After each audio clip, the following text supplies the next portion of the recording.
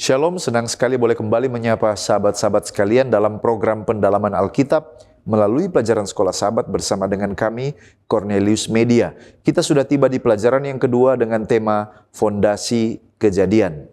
Saya Pendeta Edward Taliwongso bersama dengan Pendeta Felix Gosal dan Pendeta Widodo Purwanto akan sama-sama menuntun dalam pendalaman Alkitab ini. Namun kami mau mengingatkan bahwa mari kita mempelajari pelajaran Sekolah Sahabat di tempat kita masing-masing, oleh karena tayangan ini tidak mengganti kewajiban kita masing-masing. Sebelum kita masuk, mari kita tunduk kepala dan kita berdoa. Bapa Tuhan kami, Allah yang Maha Baik, kami datang kepadamu memohon pertolongan Tuhan untuk mengerti firman-Mu. Kuasailah hati dan pikiran kami. Di dalam nama Yesus kami sudah berdoa. Amin. Seperti biasa ada 4 bagian di dalam program ini. Yang pertama kita melihat dasar Alkitabiah, pelajaran sepanjang pekan ini. Yang kedua kita mencoba menggali makna dari ayat hafalan. Yang ketiga pokok pikiran yang muncul dari pelajaran hari per hari. Dan di bagian akhir kita tiba kepada aplikasi. Mari kita lihat dasar firman Allah. Yesaya 40 ayat 7-8, segala yang fana, layu dan gugur seperti rumput, tetapi firman Tuhan tetap untuk selama-lamanya. Kemudian ada Kejadian 22 ayat 1-13. Allah menguji iman Abraham dengan memintanya mempersembahkan Ishak, namun menyediakan domba sebagai pengganti. Yohanes 3 ayat 16, Allah mengasihi dunia hingga ia mengaruniakan anaknya yang tunggal, supaya setiap orang yang percaya tidak binasa, melainkan beroleh hidup yang kekal. Lalu ada Wahyu 5 ayat 5-10, Yesus anak domba yang disembelih, dia layak membuka kitab karena dia telah menebus umat dari segala bangsa dengan darahnya sendiri. 1 Korintus 15 ayat 15-19, jika Kristus tidak dibangkitkan, maka iman kita sia-sia dan umat manusia tetap dalam dosa. Kebangkitan Kristus adalah dasar, harapan, dan keselamatan. Wahyu 12 ayat 1-9 adalah penglihatan tentang perempuan, sang naga, dan anak laki-laki. Ini menggambarkan pertentangan besar antara Kristus dan iblis, dan setan sudah dikalahkan dan dia dilemparkan ke bumi.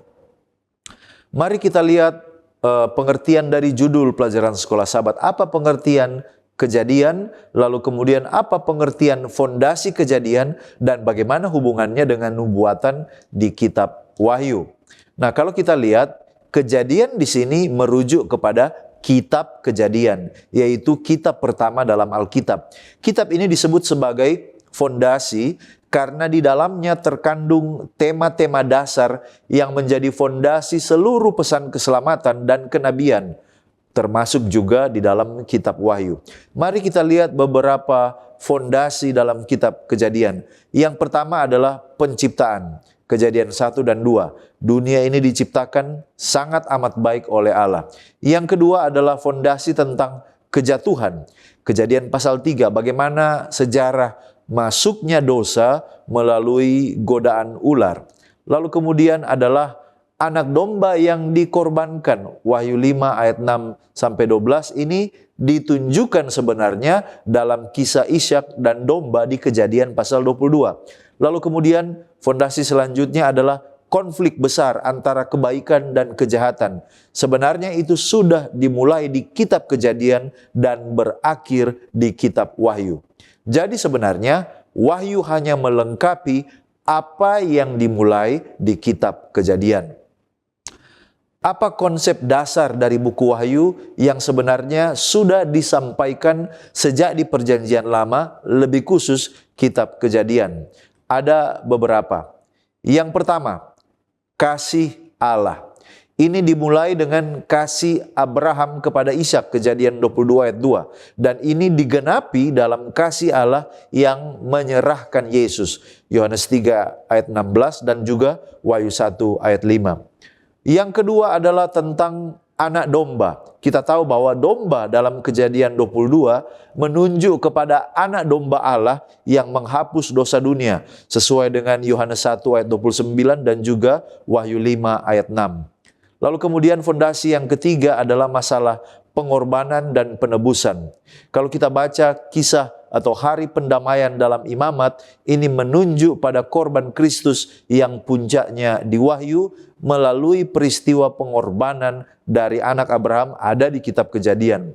Lalu yang keempat, ular atau naga sebenarnya sudah diperkenalkan sebagai penyesat di kitab Kejadian pasal 3, lalu kemudian diidentifikasi sebagai setan di Wahyu 12 ayat 9. Lalu yang kelima adalah masalah konflik kosmik.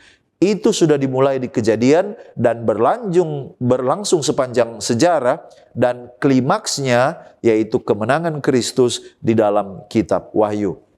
Ellen White dalam manuskrip rilis volume 10 halaman 171 mengatakan bagaimana tema-tema ini terjalin mulai dari Kejadian sampai Wahyu. Dia katakan, mereka harus mempelajari sejarah nubuatan yang telah membawa kita ke titik di mana kita berada saat ini.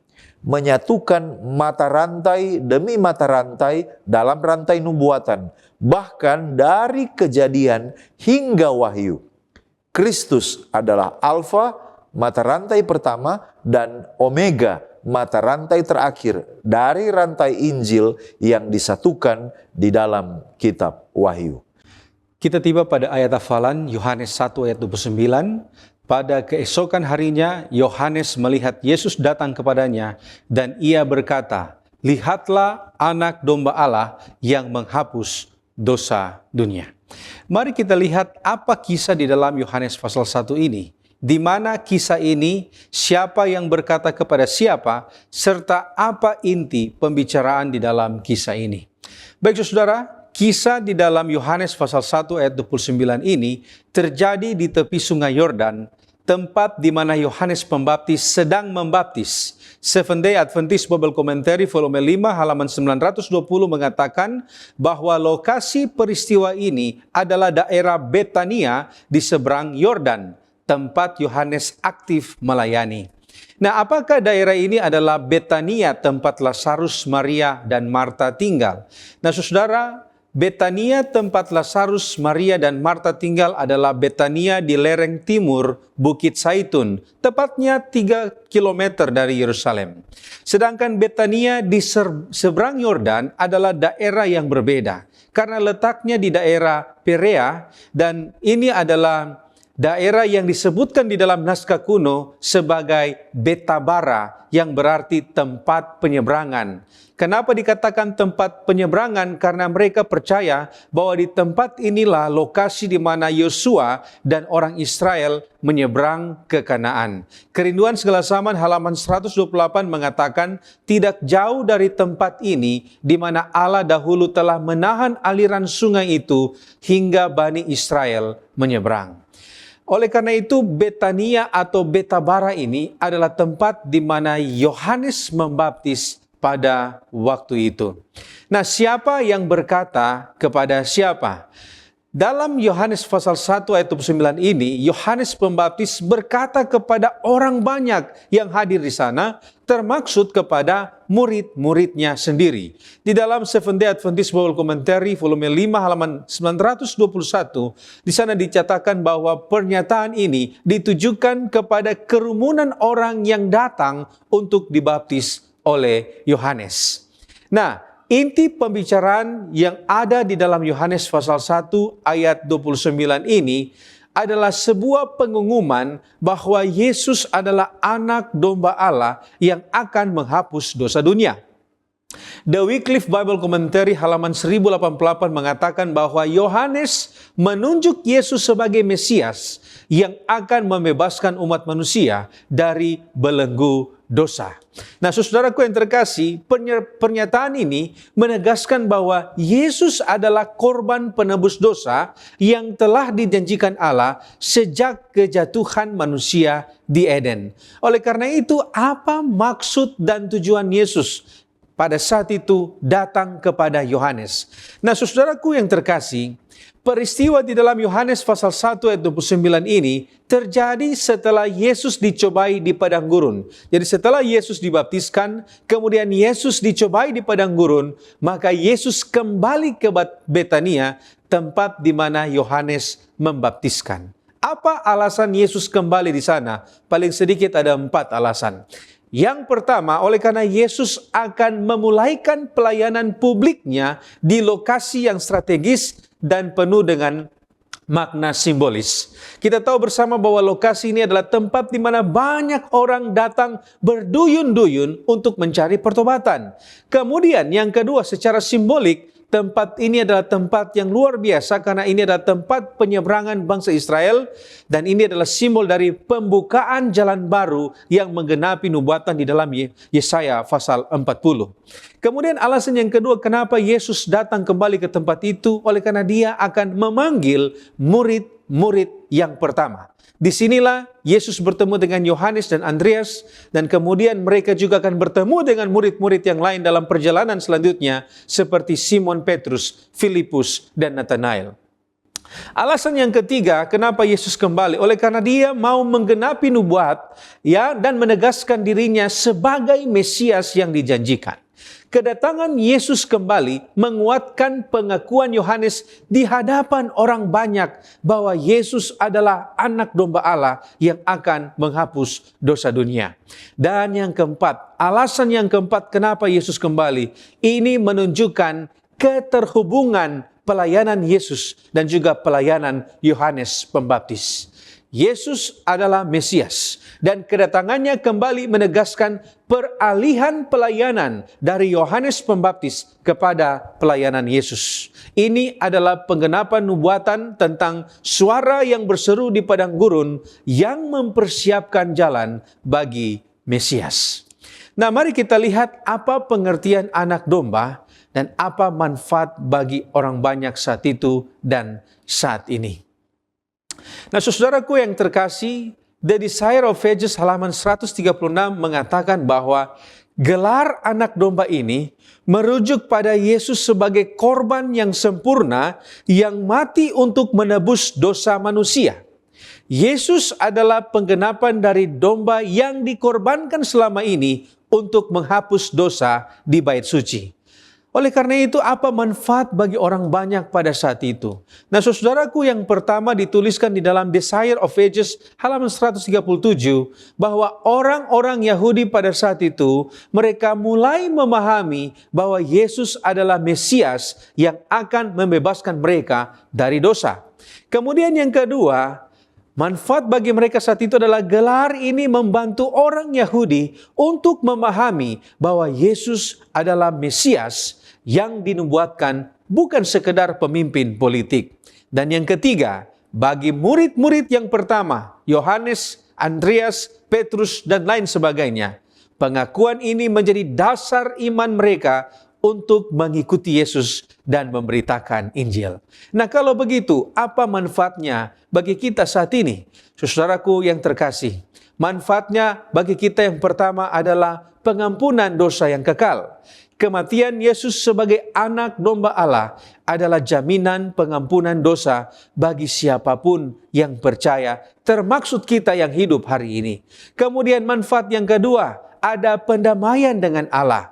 Melalui darah Kristus, kita yang dahulu jauh menjadi dekat. Efesus pasal 2 ayat 13. Kemudian hubungan dengan Allah dipulihkan dan kita diangkat sebagai anak-anak Allah. Galatia 4 ayat 4-7. Kemudian manfaat yang ketiga buat kita saat ini adalah kita akan mendapatkan kemenangan atas kuasa dosa. Kenapa? Karena Yesus bukan hanya menghapus dosa, tetapi juga memberikan kuasa untuk hidup dalam kebenaran. Roma pasal 6 ayat 6-7. Identitas kita kemudian diubah dari hamba dosa menjadi ciptaan yang baru. 2 Korintus pasal 5 ayat 17. Kemudian manfaat yang keempat untuk kita saat ini adalah pengharapan akan kedatangan Yesus yang kedua kali atau kedatangannya kembali. Saudaraku yang terkasih dalam Yesus Kristus, kitab Wahyu menggambarkan Yesus sebagai anak domba yang disembelih, yang akan kembali sebagai raja. Ini memberi kepastian bahwa penderitaan dan kejahatan tidak akan berkuasa selamanya. Nah, saudara, bagaimana cara anak domba Allah menghapus dosa dunia dan mengapa?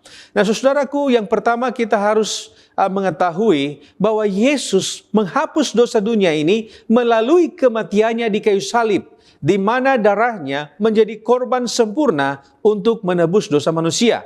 Itu dicatatkan di dalam Desire of Ages halaman 740 atau 754. Kemudian yang kedua, di dalam Seventh-day Adventist Bible Commentary volume 5 halaman 930 mengatakan bahwa tanpa penghapusan dosa, manusia tidak dapat berdamai dengan Allah atau menikmati hidup kekal. Jadi dengan kata yang sederhana, bagaimana cara anak domba Allah menghapus dosa dunia adalah lewat pengorbanannya, kematiannya di kayu salib sebagai korban untuk menebus dosa manusia. Dan kenapa dia lakukan itu? Oleh karena tanpa ada kecurahan darah saat itu atau penghapusan darah saat itu, kita tidak dapat didamaikan dengan Allah untuk mendapatkan hidup kekal.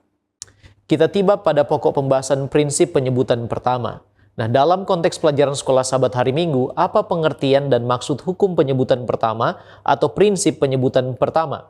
Dalam konteks pelajaran sekolah Sabat, hukum atau lebih tepat disebut prinsip penyebutan pertama adalah bahwa ketika sebuah konsep atau simbol pertama kali disebutkan dalam Alkitab, maka itu akan menetapkan suatu pemahaman umum tentang konsep tersebut sehingga akan membantu pelajar Alkitab memahami maksud dari penggunaannya di kemudian hari.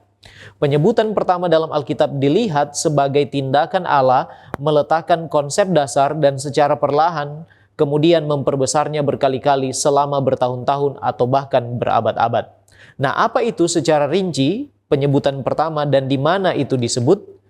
Prinsip penyebutan pertama adalah salah satu dari sekian banyak teknik penafsiran Alkitab. Idenya adalah bahwa Allah menunjukkan kebenaran yang ada dalam pikirannya yang tidak akan berubah di kemudian hari. Dan memang Allah tidak berubah menurut Malaikat 3 ayat 6, demikian pula dengan firman-Nya tidak berubah menurut Yesaya 40 ayat 7 dan 8. Ibrani 13 ayat 8 menegaskan bahwa Yesus Kristus tetap sama baik kemarin maupun hari ini dan sampai selama-lamanya. Nah, dalam teknik penafsiran ini, untuk dapat memahami suatu kata, konsep atau pengajaran tertentu, kita harus menemukan di mana pertama kali kata, konsep atau pengajaran itu muncul dalam Alkitab, dan kemudian mulai menggali serta mempelajarinya lebih dalam, karena itulah fondasi dari pemahaman yang muncul kemudian. Di mana itu disebut, penyebutan pertama dari suatu kata, konsep, atau pengajaran akan lebih signifikan bila muncul atau disebut pertama kali di dalam kitab Kejadian, khususnya di pasal-pasal yang paling awal. Mengapa demikian? Judul kitab Kejadian sendiri dalam bahasa Ibrani adalah Bereshit atau in the beginning dalam bahasa Inggrisnya. Itulah sebabnya kitab Kejadian disebut juga buku atau kitab permulaan. Andrews Study Bible halaman 3 mengatakan bahwa kitab Kejadian adalah fondasi untuk memahami kitab-kitab yang lain dalam Alkitab. Tema-tema penting yang disebut pertama kali dalam kitab Kejadian contohnya adalah yang pertama, Allah. Tema tentang Allah, Kejadian 1 ayat 1, pada mulanya Allah. Yang kedua, Allah sebagai pencipta dan juga disebutkan proses penciptaan di dalam Kejadian 1 ayat 1 sampai 3. Kemudian yang ketiga, Kejadian 1 juga menekankan peran firman dalam penciptaan. Yang keempat, Kejadian 1 ayat 26 dan 27 menjelaskan bagaimana manusia pertama kali diciptakan oleh Allah. Yang kelima, konsep pernikahan pertama kali disebutkan dalam Kejadian 2 ayat 24. Kemudian yang keenam, konsep penata layanan pertama kali disebut dalam Kejadian 1 ayat yang ke-28. Serta konsep tentang hukum aturan Allah yang diikuti dengan konsep tentang kematian, Kejadian 2 ayat yang ke-17. Yang kedelapan, kejatuhan dosa pertama kali disebut dalam Kejadian pasal yang ketiga. Yang kesembilan, pertentangan besar Injil kabar baik dan juga nubuatan tentang Yesus pertama kali juga disinggung di sana dalam Kejadian pasal 3 ayat yang ke-15. Dan yang terakhir ke-10, konsep iman pertama kali disebutkan dalam Kejadian pasal 15 ayat yang ke-6. Nah, sekarang apa pentingnya penyebutan pertama? Satu hal yang harus kita ingat terlebih dahulu adalah bahwa Tuhan tidak mengubah pikirannya ketika menetapkan suatu kebenaran. Itulah sebabnya prinsip dan tema yang berulang dalam Alkitab tidak mengubah makna kebenaran yang disampaikan atau diajarkan Allah, sebaliknya menjelaskan lebih jauh lagi makna itu. Demikianlah prinsip penyebutan pertama menjadi sangat penting. Nah, dihubungkan dengan prinsip ini, maka penting juga untuk mengembangkan satu pemahaman yang baik tentang kitab Kejadian dalam mempelajari nubuatan, di mana ditemukan banyak konsep kunci yang dijelaskan untuk pertama kalinya dan kemudian meletakkan dasar bagi penafsiran dan pengertian yang benar ketika mempelajari bagian lain dari Alkitab. Dalam sebuah periode kaus berjudul The Ministry, sekarang dikenal dengan Ministry Magazine yang terbit pada Februari 1929, seorang pendeta, penulis, editor, juga seorang pemimpin gereja yang sangat berpengaruh pada zamanya, Milton Charles Wilcox, dalam sebuah artikel berjudul Principles of Biblical Interpretation mengatakan bahwa penyebutan pertama kali dari sebuah fakta, peristiwa, atau pengajaran yang besar atau penting membawa makna utama tersebut di seluruh Alkitab. Aturan penyebutan pertama ini diperlukan untuk menjaga kesatuan ilahi dari Alkitab dan ditetapkan dalam landasan bahwa keseluruhan Alkitab adalah inspirasi Allah. Selanjutnya kita melihat tema memahami kasih Allah. Apa pengertian kasih Allah dan di mana kasih Allah itu digambarkan pertama kali? Mari kita lihat dulu pengertiannya. Kasih Allah adalah kasih yang tidak mementingkan diri sendiri, kasih yang rela berkorban dan menempatkan kepentingan pihak lain di atas kepentingan pribadi. Ini berbeda dari kasih duniawi yang seringkali berpusat pada kepuasan diri. Kasih Allah itu bersumber dari karakternya sendiri. 1 Yohanes 4 ayat 8 mengatakan bahwa Allah adalah kasih. Dan kasih ini menjadi dasar utama dari rencana keselamatan. Mari kita lihat penyebutan pertama di dalam Alkitab. Pertama kali kata kasih disebut dalam Kejadian 22 ayat 2. Ketika Allah berfirman kepada Abraham, ambillah anakmu yang tunggal itu yang engkau kasihi, yaitu Ishak. Ini adalah gambaran pertama kasih Allah secara simbolik. Abraham mewakili Bapa Sorgawi, Ishak itu mewakili Yesus, anak yang dikasihi yang akan dikorbankan. Jadi kisah ini menunjukkan kasih Allah yang mengorbankan anaknya yang tunggal demi keselamatan manusia yang kemudian digenapi dalam Yohanes 3 ayat 16. Sampai kapan kasih Allah akan nyata dan dalam bentuk apa saat ini kasih Allah itu dinyatakan? Lalu bagaimana kita dapat merasakan kasih Allah? Nah, sampai kapan kasih Allah itu akan nyata?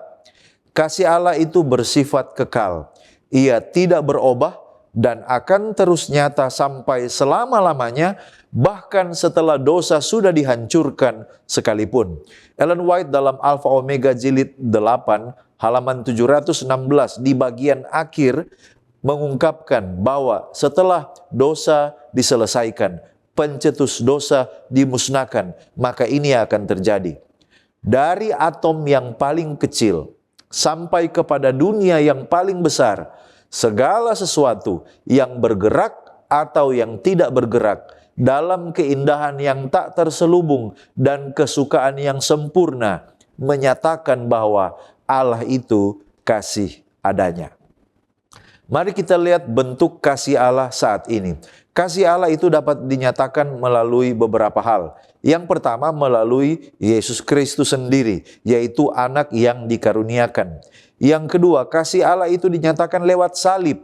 Tempat kasih Allah yang paling nyata dapat dilihat ada di salib, Roma 5 ayat 8. Yang ketiga, melalui karunia Roh Kudus yang membimbing dan menghibur orang percaya, Yohanes 14 ayat 26. Yang keempat adalah melalui firman Tuhan. Melalui firman Tuhan diungkapkan karakter kasih Allah. Dan yang kelima, kasih Allah dinyatakan melalui umat Tuhan yang mencerminkan kasih melalui pelayanan dan pengorbanan kepada sesama. Bagaimana kita dapat merasakan kasih Allah saat ini? Yang pertama, melalui pengampunan dosa dan damai sejahtera yang kita alami di hati kita. Yang kedua, melalui pengalaman pribadi dengan Tuhan. Pada waktu kita berdoa, pada waktu kita menyembah, pada waktu kita membaca firman, kita bisa merasakan kasih Allah. Yang ketiga, lewat kasih dari sesama orang percaya, kita menerima kasih dan kita membagikan kasih. Yang keempat, dalam janji-janji firman yang memberi pengharapan, terutama di tengah penderitaan, di saat-saat tergelap, disitulah justru kita merasakan hebatnya kasih Tuhan. Nah, sekarang kita kembali dalam konteks nubuatan Wahyu. Bagaimana bentuk kasih Allah di dalam konteks kitab Wahyu? Dalam konteks kitab Wahyu, kasih Allah itu dinyatakan melalui 3 hal. Yang pertama, anak domba yang disembelih, Wahyu 5 ayat 6. Yesus sebagai anak domba adalah lambang kasih Allah yang mengorbankan diri demi keselamatan manusia. Ini sebenarnya adalah kelanjutan dari tema di Kejadian pasal 22. Lalu kemudian yang kedua, melalui tawaran keselamatan bagi semua. Kita baca Wahyu 14 ayat 6, barang siapa mau, barang siapa ingin, dia dapat memperoleh keselamatan. Oleh karena Injil kekal, menurut Wahyu 14, disampaikan kepada segala bangsa, segala kaum. Ini menunjukkan bahwa kasih Allah itu inklusif dan global. Yang ketiga, kasih Allah dalam kitab Wahyu dapat dilihat melalui pemulihan total alam semesta. Wahyu 21 sampai 22. Di akhir daripada nubuatan, kasih Allah itu dinyatakan melalui penghapusan air mata, tidak ada lagi kematian, tidak ada lagi penderitaan. Allah akan tinggal bersama umatnya, dan ini adalah puncak dari hubungan kasih yang sempurna. Kita tiba pada pokok bahasan selanjutnya, yaitu tentang pertanyaan Ishak. Di manakah anak domba itu? Nah, apa pelajaran dari kisah Abraham akan pengorbanan Ishak anak tunggalnya di dalam Kejadian pasal 22 ini? Nah, saudaraku, kita akan melihat paling sedikit ada 5 pelajaran dari kisah di mana Abraham mengorbankan anaknya Ishak. Nah, pelajaran yang pertama adalah pelajaran tentang ujian iman. Di dalam Patriarchs and Prophets halaman 145 menjelaskan jika Abraham melewati ujian iman terberat. Tetapi ini justru sebaliknya menunjukkan bahwa Allah dapat dipercaya bahkan dalam situasi yang mustahil. Kemudian pelajaran yang kedua adalah di dalam kisah Abraham mengorbankan Ishak, kita mendapati pelajaran istimewa tentang ketaatan total kepada Allah. Abraham bersedia mengorbankan anak tunggalnya sebagai bukti ketaatan mutlak kepada Allah. Kemudian pelajaran yang ketiga, kita akan belajar tentang pengorbanan substitusi, yaitu Allah menyediakan korban jantan sebagai pengganti Ishak, menegaskan prinsip penebusan melalui pengorbanan. Kita yang adalah berdosa tetapi digantikan oleh kematian Yesus yang mati di kayu salib, menggantikan kita yang harusnya mati oleh karena dosa-dosa kita. Patriarchs and Prophets halaman 154 mengatakan domba itu melambangkan Yesus, anak domba Allah yang mati sebagai pengganti manusia. Patriarchs and Prophets halaman yang sama meneruskan bahwa Allah menyediakan korban pengganti sama seperti Ia menyediakan anaknya untuk menebus dosa manusia. Kemudian yang keempat, pelajaran yang keempat adalah penyerahan total kepada kehendak Allah. Ishak di dalam cerita ini tidak melawan, dan ini menunjukkan ketaatan yang sama seperti yang ditunjukkan oleh Abraham. Dan yang kelima, pelajaran yang kelima kita dapati janji berkat atau pelajaran tentang Jehovah Jireh, Allah yang menyediakan. Ini menegaskan bahwa Allah selalu memberikan jalan keluar dalam setiap ujian iman, bahkan Allah sendiri memberikan jalan keluar atas masalah dosa, yaitu memberikan anaknya mati di kayu salib. Nah, kalau begitu, apa arti anak domba? Dan mengapa harus anak domba yang dikorbankan saat itu, mengapa sekarang tidak lagi? Nah, kalau kita perhatikan di dalam cerita Kejadian pasal 22, anak domba yang ditanyakan oleh Ishak kepada Abraham muncul dalam huruf kecil, anak domba, tidak menggunakan huruf besar. Nah, saudaraku yang terkasih, di dalam sistem korban persembahan perjanjian lama ada 2 macam domba. Yang pertama anak domba, kemudian yang kedua adalah domba jantan, domba yang sudah dewasa. Nah, domba jantan ini biasanya, atau domba yang dewasa ini biasanya dipersembahkan untuk beberapa jenis korban persembahan, seperti korban bakaran, yaitu korban yang dibakar habis, tidak dibagikan dan dimakan oleh imam. Kemudian korban penebusan salah, kemudian korban untuk perayaan atau perayaan khusus, kemudian korban untuk pentabisan, korban untuk perjanjian, dan lain sebagainya. Sedangkan anak domba ini biasanya dikorbankan terkait dengan yang pertama, korban Paskah. Ya, jadi pada saat Paskah itu harus anak domba. Kemudian yang kedua adalah korban yang disebut dengan tamid atau korban pagi dan petang, korban sehari-hari. Itu adalah anak domba. Dan kemudian dari sini kita bisa melihat bahwa anak domba ini selalu berhubungan dengan korban penghapusan dosa.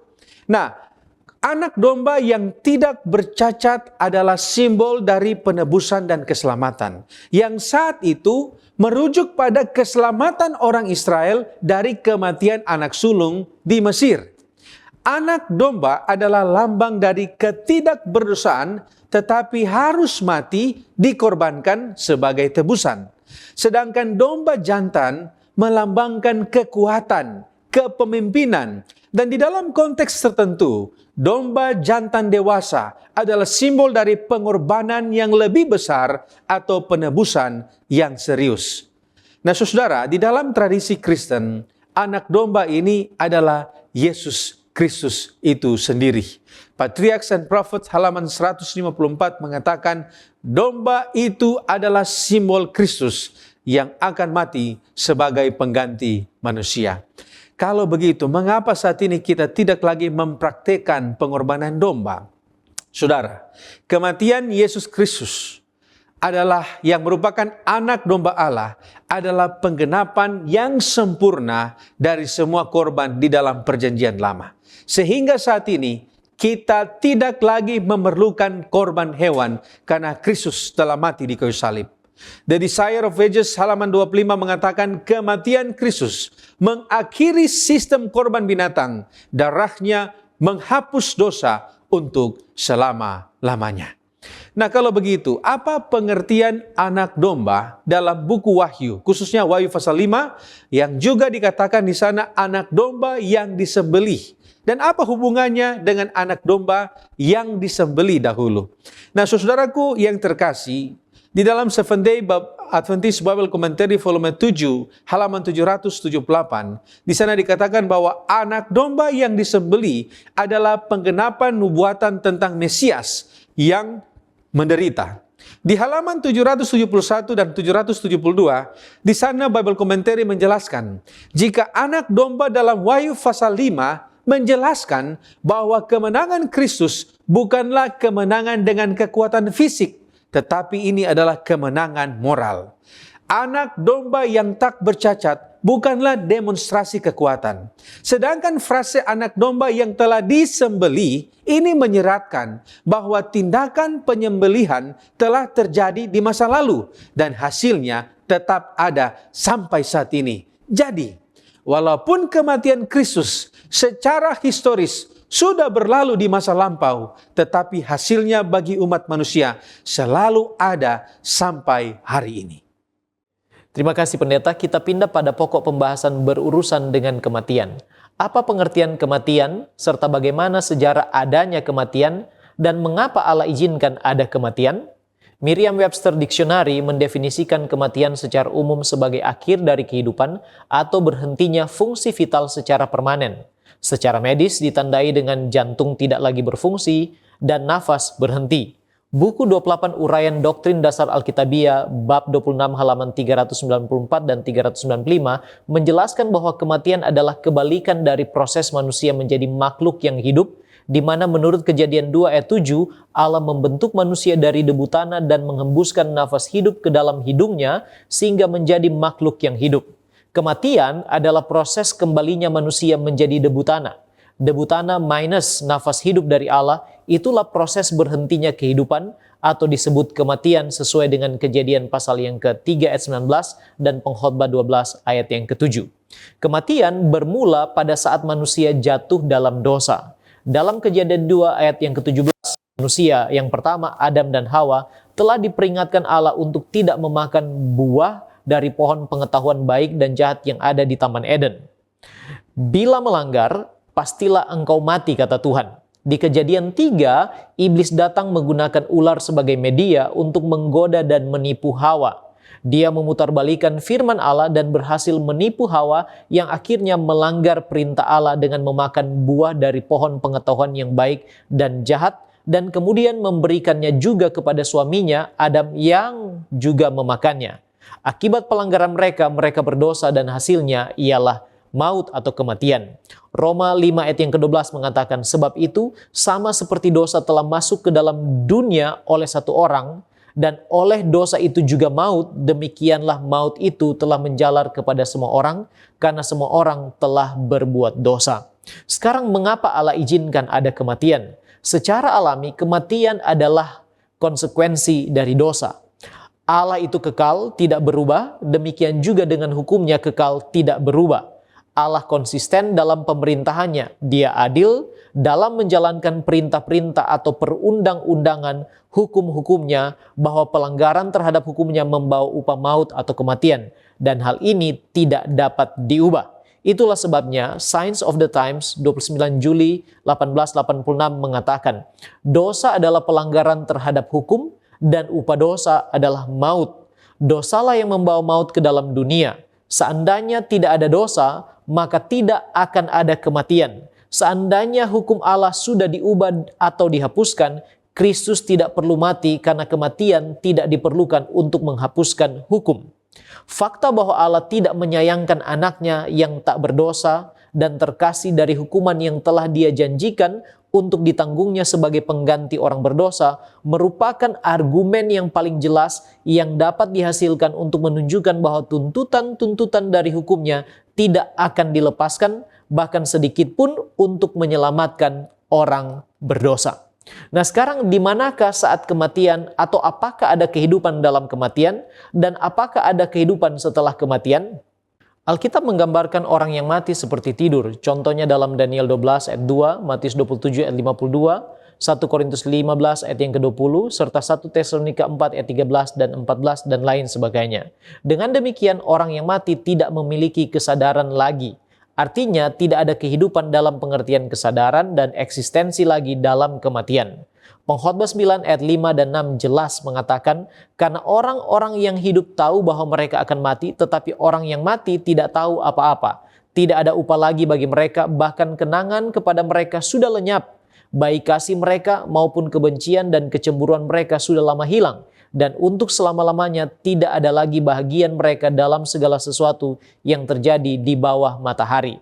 Nah, kehidupan setelah kematian itu ada hanya sampai pada peristiwa kedatangan Yesus yang kedua kali, di mana akan ada kebangkitan bagi orang benar atau orang percaya untuk menerima hidup yang kekal. 1 Tesalonika 4 ayat 16 dan 17 mengatakan, sebab pada waktu tanda diberi, yaitu pada waktu penghulu malaikat berseru dan sangkakala Allah berbunyi, maka Tuhan sendiri akan turun dari sorga, dan mereka yang mati dalam Kristus akan lebih dahulu bangkit. Sesudah itu, kita yang hidup, yang masih tinggal akan diangkat bersama-sama dengan mereka dalam awan menyongsong Tuhan di angkasa.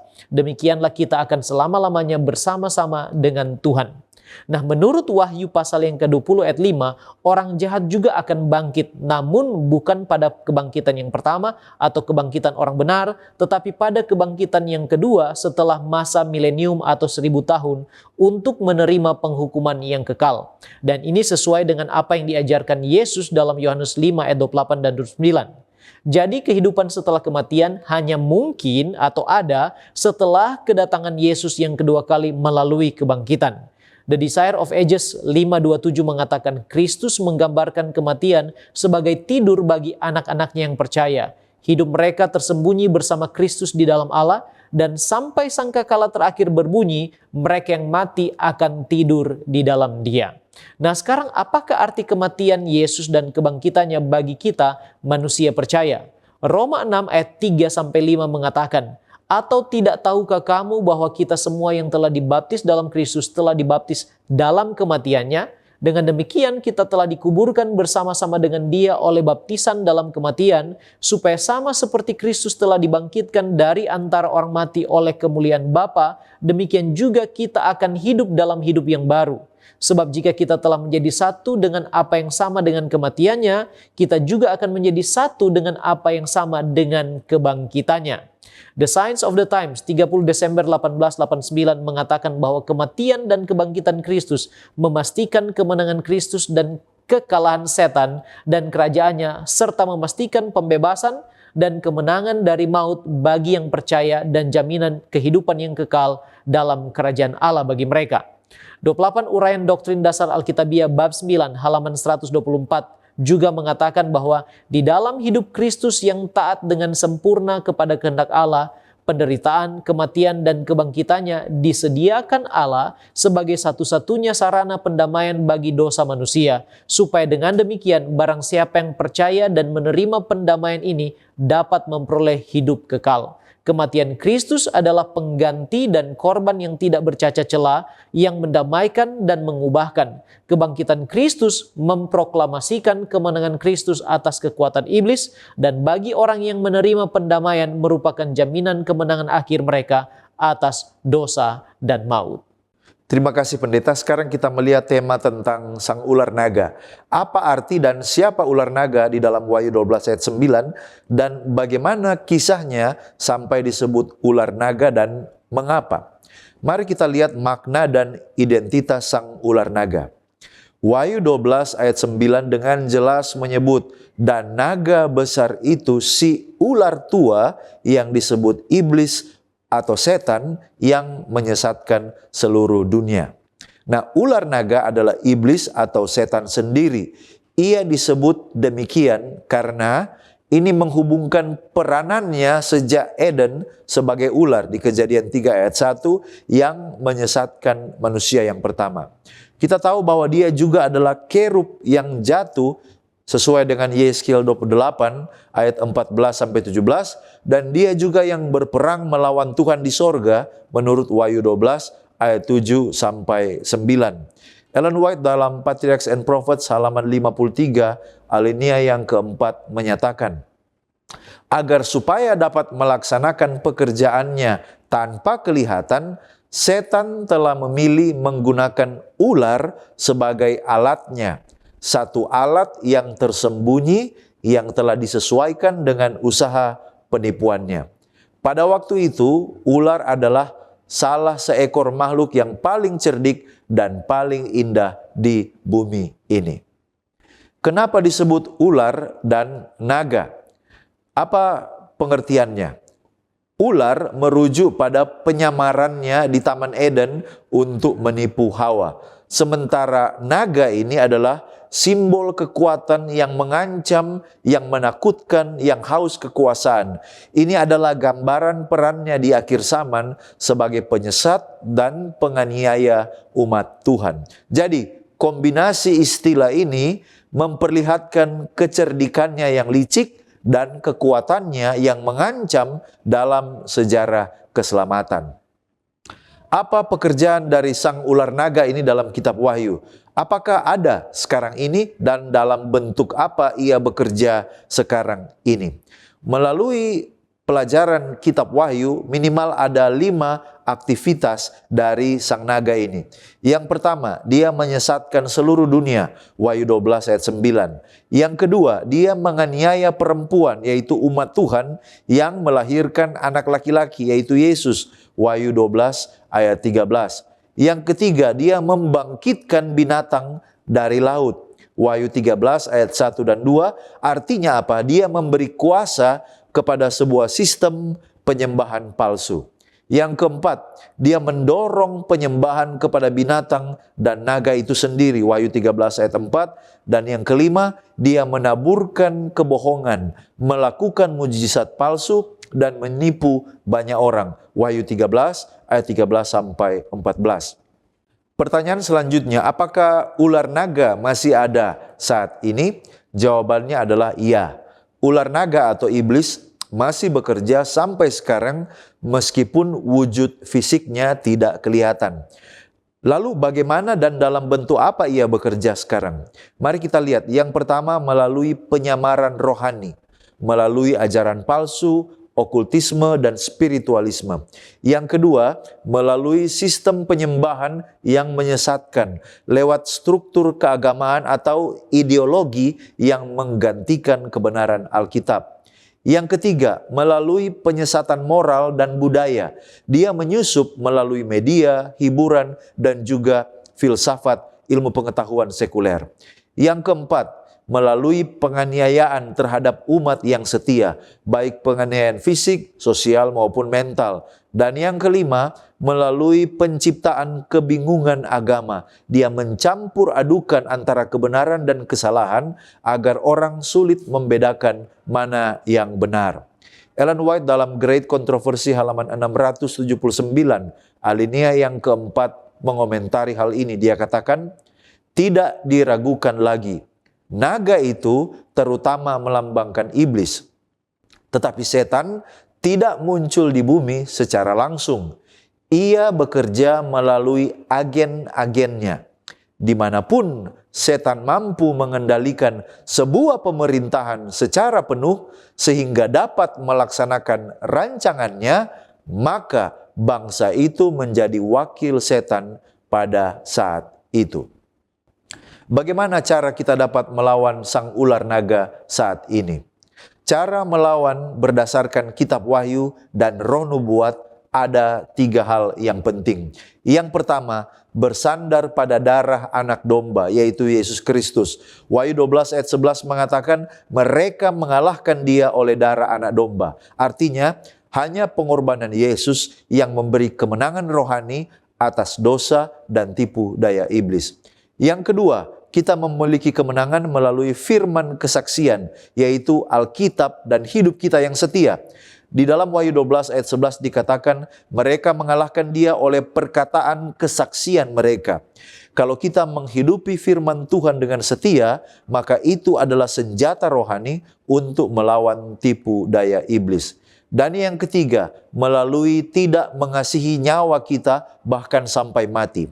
Kalau kita memiliki komitmen total, bahkan rela menderita demi iman, menurut Wahyu 12 ayat 11, itu adalah senjata untuk mengalahkan setan.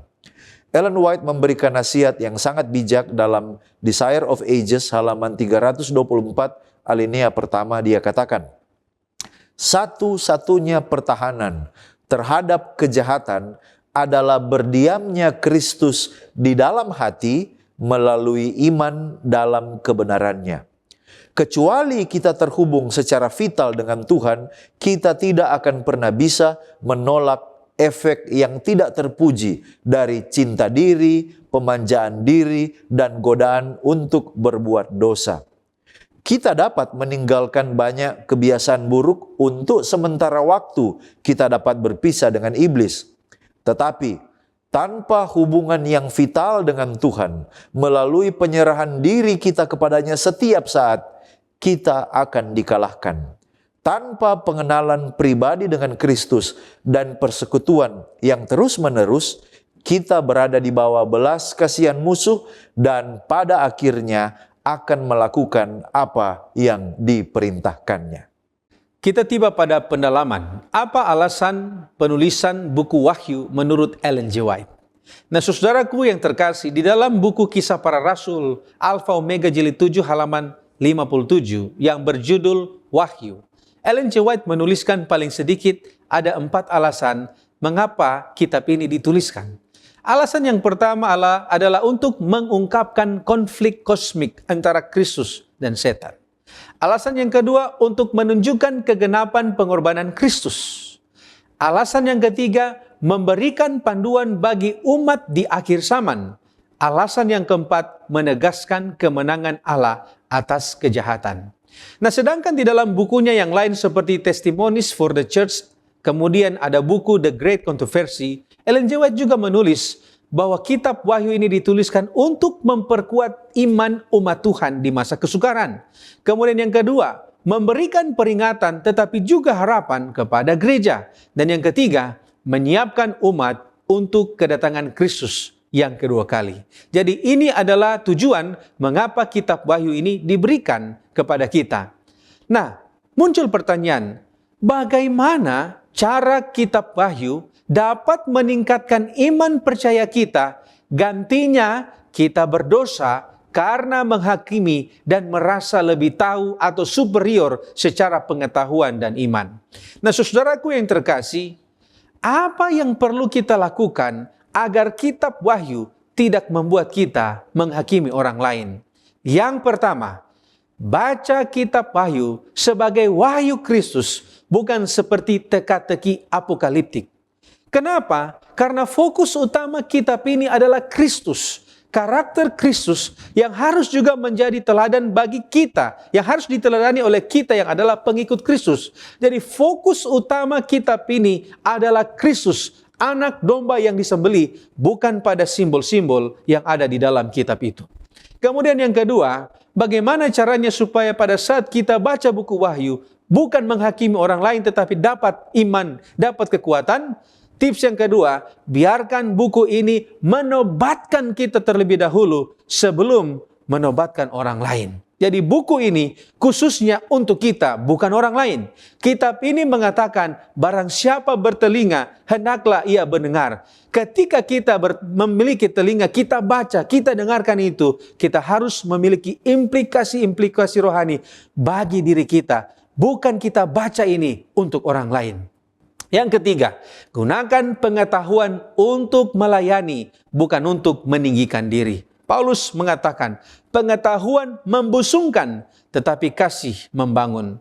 Wahyu adalah kitab yang menguatkan iman dalam penderitaan, bukan menjadi alat untuk menghakimi orang lain. Itu adalah poin yang keempat. Kenapa saudara? Oleh karena Wahyu pasal 3 di sana mengatakan bahwa kitab ini tidak suka atau kitab ini mengkritisi sikap egois dan menghakimi di dalam gereja. Contohnya ada pada sidang yang ketujuh, yaitu sidang Laodikia, yang merasa diri hebat, merasa diri kaya, tetapi mereka miskin dan telanjang. Kemudian alasan yang kedua terdapat di dalam Wahyu pasal 22 ayat 19 atau 18 dan 19. Kitab ini mengutuk mereka yang menambahkan atau mengurangi perkataan-perkataan di dalam kitab nubuat ini. Nah, saudaraku, di dalam buku Maranatha, halamannya yang ke-6, Ellen G. White mengatakan, kitab Wahyu diberikan untuk membangkitkan umat Allah, bukan untuk menimbulkan perpecahan atau keangkuhan. Di dalam Testimonies to Ministers dan juga Gospel Workers halaman 112, Ellen G. White mengatakan, banyak orang membaca Wahyu dengan semangat menyerang, tetapi setiap penglihatan dalam Wahyu seharusnya membuat kita lebih rendah hati, lebih sungguh-sungguh, dan lebih bergantung pada Kristus. Saudaraku, sebagai penutup dan aplikasi dari apa yang kita pelajari dan diskusikan bersama, apa yang bisa kita manfaatkan dari fondasi Kejadian untuk meningkatkan iman percaya kita? Yang pertama, dari kitab Kejadian kita semakin yakin bahwa Allah itu ada. Pada mulanya Allah. Dari kitab ini kita mengenal Allah dan memahaminya sebagai pribadi yang berkuasa, yang adalah pencipta langit dan bumi serta segala isinya melalui firman-Nya. Kejadian 1, 2, dan 3. Yang kedua, kehadiran 3 pribadi kealahan dalam Kejadian 1 ayat 1 sampai 3 semakin meyakinkan iman kita tentang doktrin Trinitas. Yang ketiga, melalui fondasi Kejadian kita lebih diyakinkan tentang penciptaan dan menolak teori evolusi. Yang keempat, landasan asal-usul dosa serta kematian, keberadaan iblis dan bagaimana cara kerjanya dalam menipu dan memutarbalikkan kebenaran, serta adanya konsep pertentangan besar dalam kitab Kejadian 3 meningkatkan kewaspadaan kita untuk terus dan tetap berserah pada Tuhan dalam iman kepadanya. Yang kelima, dari kitab Kejadian 2 kita belajar konsep asli atau original Allah tentang penata layanan, pernikahan, serta hukum dan juga sabat. Yang keenam, adanya konsep iman dan pembenaran dalam kitab Kejadian menguatkan keyakinan tentang pembenaran oleh iman dalam Kristus. Kejadian 15 dan juga kehidupan Abraham diceritakan di sana. Yang paling penting, yang ketujuh dan yang paling meningkatkan iman percaya kita adalah kasih Allah yang tiada berubah. Dari kitab Kejadian telah disampaikan sebuah kabar baik melalui Kristus, anak domba Allah yang telah dinubuatkan dan dijanjikan akan datang untuk membebaskan manusia dari dosa dan hukumannya, serta upah kehidupan kekal bagi yang percaya. Kasih Allah dinyatakan lewat kematian Kristus dan kemenangannya lewat kebangkitan Kristus. Kejadian 3 ayat 15 dan serta Kejadian 22 ayat 8 mengatakan Allah yang akan menyediakan anak domba untuk korban bakaran baginya. Tidak salah bila Yohanes Pembaptis menunjuk kepada Yesus sebagai kegenapannya dengan mengatakan, lihatlah anak domba Allah yang menghapus dosa dunia. Yohanes 1 ayat yang ke-29. Nah, bagaimana kita gunakan fondasi Kejadian supaya kita bisa termotivasi belajar kitab yang berisi nubuatan. Namun bagaimana justru kita bingung dengan fondasi kebenaran dan bagaimana mengertinya.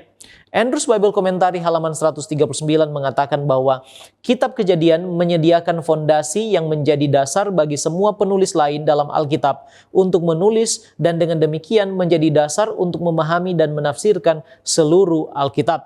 Topik-topik utama termasuk teologi, antropologi, sosiologi, kosmologi, dan juga soteriologi semuanya berawal dari kitab Kejadian. Inilah sebabnya mengapa seseorang tidak akan pernah bisa secara akurat memahami seluruh isi Alkitab tanpa memahami tema-tema teologis pengantar dari kitab Kejadian.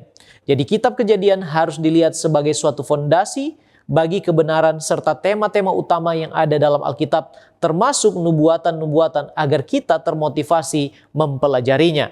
Nah, bila kita justru menjadi bingung, maka bisa jadi kebingungan kita adalah karena yang pertama, kita tidak membacanya dalam terang dan pengertian yang benar. Yang kedua, kita terlalu memaksakan pendapat dan kehendak kita sendiri dalam memahami kebenaran atau nubuatan.